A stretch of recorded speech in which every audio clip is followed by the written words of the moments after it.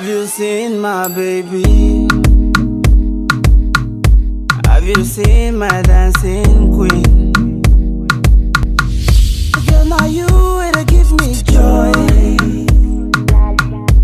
Hello and welcome again to 365 Stars on G Niger TV.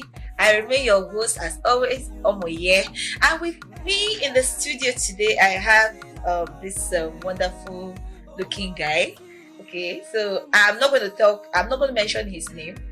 Well, I just want him to talk about himself. So he recently did his EP launch sometime in December, and there's been so many views, and who knows? It's going to be the next Burna Boy of tomorrow. Okay, so quickly let's hear your name. Tell us your name and a little bit about yourself, and before we go to the next question, I think so. I just don't want to bring in my next question, but let me just have you introduce yourself. Tell the viewers your name. I should tell you my name, or I should tell them. Tell the viewers your name. Okay. All right, my name is MOMNENG. I'm an entertainer. I refuse to use the word singer. I'm an entertainer, a music producer, and an entrepreneur. Okay, cool. Okay, so he's just everything: entrepreneur, producer, entertainer. So we try. You try, right? We try. Okay. All right. So now let's quickly go into the questions of the moment, right? So you recently did your EP launch, and you titled it "Lost in Lagos," right? So why Lost in Lagos? What gave birth to Lost in Lagos? For starts, I would want to say the reason why we titled the EP "Lost in Lagos" is from a place of reawakening. Okay. Me having this mental reawakening to and introducing a new sound. Like I realized that I'm being a producer and a singer, working for a whole lot of artists. Sometimes, if you're not careful, your own personal sounds gets missing because you're working. You're like immersed in water, so a whole lot of that. So I realized that my sounds over for the past 3-4 years since I got to Lagos has not been the sounds I initially wanted. So it just occurred to me. I had this reawakening, and then I and my team, we decided to put together my own sounds, my own content, my own style of music, which is about content, creativity, and energy. Okay. All right. So now quickly run us through the production process, and whilst you're answering that, also answer this question: why was there no feature? You didn't feature any artists, any upcoming artists. Okay, the reason for that is simply while we're working on this project, we're like, okay, let's have an introduction. I've done other jobs, like I've done like 2 other projects, but they were not officially released into the media space. This is the first project that I'm officially releasing into the media space. So we wanted a MOMNENG experience. That's why we didn't feature anybody. We wanted a mom. So once you press play, you get to talk to me, to mix up with my sound, my vocal, my content, just me. If I introduce another person, it might be, this infusion. We didn't want that. We want people to have that MOMNENG experience. That's why it was just me. I would have loved to feature other people. Other people were on the project. We have Vic D on the project heavily. Vic D was heavily on the project, like backups and all that. But we didn't want any other person to feature because we wanted a MOMNENG experience. That's why. So how long did it take you to put all this together? I know you're a very busy person. Yeah. Right. You produce for films. You produce for you do jingles for brands, companies, for brands, right? And you're a busy person. So putting this whole thing. I witnessed the whole EP launch, and it was mind blowing. The turnout was okay. And we know bigger EP launch are coming, so just stay tuned, definitely. Right? But so how long did it take you to put this together, and the production process, how tedious? Producing for the EP was, we initially listed out 25 songs for the EP. Okay. We had to cut it down to 15 before we now zeroed it down to 8. Now, these 25 songs we already have the instrumentals ready. Okay. I and my team. You know, being a producer, production just comes naturally. So whenever I have a sound, I'm down with maybe one or two of my other producers. We just go over a particular sound, and whenever it's ready, we're like, okay, we start writing. The writing process, some of the instrumentals, I think like a song like I Must Love we did it since 2019. Wow. But I had the instrumental since 2019. That's what I made the instrumental. But the lyrics came last year, 2020. Okay. Because we just had that period. So some of the sounds were made 2-3 years ago, but the lyrics just came, and then we wanted this whole thing. So the process, should I say, it took over a year for us to assemble the whole sound. Yeah, that's way long. Okay, so I'm going to ask you one question before we go on a quick break. Okay. Right. You did all these songs. You wrote the songs yourselves. Yes, ma'am. Cool. And I mean, for you to write Lost in Lagos, maybe should I just say, which songs are you more connected to with in all these tracks you have in your EP? There must be something that prompted Lost in Lagos. So just quickly tell us which of the songs are you connected with, or songs, whichever. Okay, let me say I am connected to a few songs, because let me say this. I'll tell you a secret. We had 7 songs listed for the EP. Okay. The song itself, Lost in Lagos, was not a part of it. It was during the production process. We just finished recording in the studio, and then I went into the other room to rest. While I was on it, I was watching a movie. I just got this inspiration. I flipped open my system, which is a production gear, and I started creating an instrumental. The moment I played the first chord on that instrumental, I just got Lost in Lagos, and I called my homie Vic D. I was like, "Oh, Vic, what's up? Come around." Okay. He listened to it. He was like, he started humming a few things to it. He was like, "Baba, this song has to be on the EP." Oh yeah. And that was how we created. I finished that instrumental that very night. We shifted it to the studio back, finished the whole instrumental. I wrote I and Vic D was there. We were like, "Hey, what's up with this line?" That's how we created that. The song itself, and I feel the most connected to that very song, Lost in Lagos. We'll go for a quick break. When we return, it's going to be telling us which artist he would be working with in his next EP launch, which I believe is coming up soon. Yeah. You're working on it, right? And we're getting more stories from him. I mean, more questions from him, so he can tell us what we should be expecting from him in this new year. So stick with us. We would be right back. When we start to get busy, no disbelief, brother. Nobody better than me. Nobody better than me.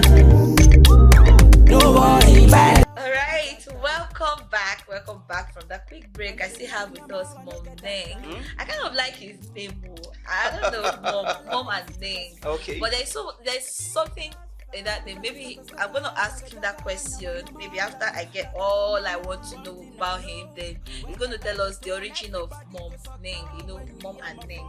All right. So I'm gonna ask you this question. Music or production, which do you prefer? Yeah, like I say, for me, it's more about the creative process. Okay. Once I hear sound, my brain keeps, conjugating what other sounds should accompany it. Even before I became a producer, I used to tell producers what to play.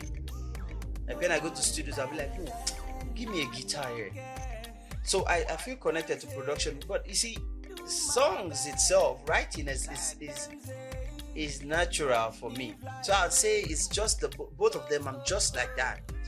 If I get to it, depends on my mood at that particular time. Sometimes I hear certain songs and I'm like, I don't feel like producing. While some other times, once I hear a beat, if it kicks in, I'm already dropping lyrics. Has any artist ever come to your studio with a particular sound, and you be like, no, this thing won't work, and you refined it for him, and the person would be like, no, I don't want this, do this the way I want it, and you see you are correct and he's wrong, or he's wrong and you're correct. Yeah, it happens a whole lot of the time. In fact, sometime last year, I made an instrumental for an artist. He didn't like it. I made another one for him, which he liked. He took it. The one I made from that he didn't like, I sold it for 50k. Meanwhile, he paid less for the whole process. So you see, sometimes it happens like that. Awesome. All right. So now, which modern day artists do you think you'd like to work with, and if you had to go back in the day artists? Okay, when it comes to flow, I think modern day artists, I like different artists for different reasons. I like Davido because of his input in every song. When Davido enters the song, he comes with an energy. With this energy, I love the energy with which he comes into a song. Coming from a producer. Yes, I love the energy. It comes when Davido steps on the song, you know, Davido has entered. A whole lot of artists can step on that song. They have better voices, they have better lyrics, but they don't give you that vibe. But when Davido enters, it comes with that energy. I love his energy. I love Pato Ranking for a whole lot of creativity and content. I love Pato Ranking, he's deep. I love me a Burna Boy because of apart from the fact that we are both from the south, so we connect at that level. So that one, I will accept that. No, because we connect at that level, so I can relate with his content because your Pato Ranking is also from the south. That's what I'm saying. Come on. So when you have this Port Harcourt thing, and me as a Port Harcourt boy, I can relate. You feel me, right? But then I love Wizzy's you know, he has his own vibe. I love his vibe. I love Wizzy's vibe. I love Tiwa's persona as a person. I just love Tiwa's persona, and Tiwa is so good when it comes to who uses their vocals very well. If you ask me who I want to work with from the era before this era, I would definitely say I would like to work with the band. He has that feel when Bengali is on a song, you feel him. Yeah, right. And then Baba definitely is a complete package. He has all the energy, the creativity, his feel. You know, Baba is not like the band that comes in with this energy, but he has his own style of entry too. So when he comes in, he has his own calm energy too that comes into a song. So these are the people I would really, really love to work with. We know in Nigeria here, every celebrities we have today, they're all self-made, not government-made, because we don't get support from any government except you have one Baba Saleh that's helping you somewhere. But then, just share with us your hurdles. Yeah, coming from as a full-scale entertainer, you know, I'm into the broadcast media. I'm into media consultation. I'm into production. I'm into singing. But the thing is, I didn't start from that, right? Okay. So basically, some of these things are the things that fund the music. Okay. Because as a musician I don't know about other places, but in Africa, as a musician, you need funds. My papa no get money. I don't come from rich family, so I needed that fund. I would say my major challenge has been people. I've had this problem of people, like having the right circle that want to push. I keep saying it to people. If I have the right circle, I won't be where I am right now. Obviously, a lot of hustling artists. Exactly. Like the industry, Nigerian industry today, everybody wants to dance. Yes. Jim song, like play me the song, let me hear. It doesn't matter if you are singing rubbish. Yes. It doesn't matter if your lyrics is, I mean, you know what I'm talking about. Exactly. Do you think what you are bringing in to the table is something that Nigerians are willing to buy? The thing is, we know what the people want, but we don't want to get missing in the crowd, right? That's why I'm coming out with a distinct sound and style. It's not that I would not give them a vibe. In fact, the first single we'll be dropping after this EP, which is in less than 2 months, is a dance called Jejelaye. So we will go for another quick break, and we will be right back. So we'll take a few final questions and will be done with us celebrating in the house. But then he's still gonna give us maybe like 2 minutes of his songs. I don't know if I'll be requesting a song, but then just stay with us. We'll be right back. All right. Have you seen my baby? Have you seen my dancing queen? Girl, now you will give me joy. Welcome back, and we are about getting to the final part of the show where I'll be asking him some personal questions. This side of this question you don't want to miss. We know there are raw talents coming up every day, and it's not easy out there for a whole lot of them. Okay. Right? What's your advice? So my first advice to every artist out there is be sure about your journey. This is a journey. Be sure about it, and be sure about what you have. Not just at the sing. You need to have some other thing up your sleeves. That's why it is advised that every artist should be educated. Every artist should be skilled. I am a singer. I'm a media consultant. And he's a graduate. And I'm a graduate. I studied industrial chemistry. So even if it means me going to learn carpentry, I am ready. Is MOMNENG single? Ready to be taken? Oh no. Let me rephrase. Is MOMNENG single, married, or taken? Okay. Or ready to be taken? Okay. Let me start by saying MOMNENG is not yet married. MOMNENG is not yet married. But the question I would ask you is this: Am I allowed to ask you this? No, feel free. I mean, we are just. Will you or you believe me if I say I was single? Will you believe me? Well, I mean, I almost told you guys I know I'm single, so yeah. Well, okay, he's but single. So all the old ladies out there. No, you go cause wahala. So all the old ladies out there, No, but please bring your autograph. MOMNENG will sign anywhere you see him in any part of Lagos. This guy is dope. He's cute, right? Oh, he's come tall. on. What Don't else be- are you don't be like- looking don't be for like that, in a Tomo. man? Let us know the MOMNENG and who MOMNENG really is. Like, I know the name is quite like plenty, but let him just tell us. Yes. I'm always excited when it comes to my name because I'm a proud Niger Delta man. Obviously. I'm a proud Bantu man. I get that a lot if I'm around him. Say I'm a proud South. Yes. So Niger Delta yeah. man. So growing up, at first when I started my entertainment journey on radio in Calabar CRBC, when I started my show radio, Okay. I had other names, like they used to call me Stylish P, they used to call me Lord Silver, but I wanted something very African, and I also have an African, so I was like, no, I don't want an English name. I wanted to use my traditional name, which unfortunately, or rather fortunately, my traditional name is very long.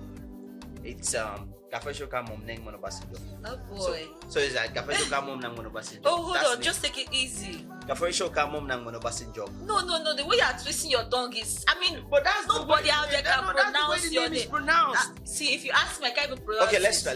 Let's say Gaforisho. Gafurisho. Gaforisho. Gafurisho. Gaforisho. You see, Gafurisho. Come on now. Come on. Okay, thank you. So I've really had fun with him in the studio here today, and please remember to follow us on G Niger TV on Facebook, on Instagram, on our YouTube channel. Like our Instagram, subscribe to our YouTube channels. Thank you, and see you again. MOMNENG, say. Bless. Baby.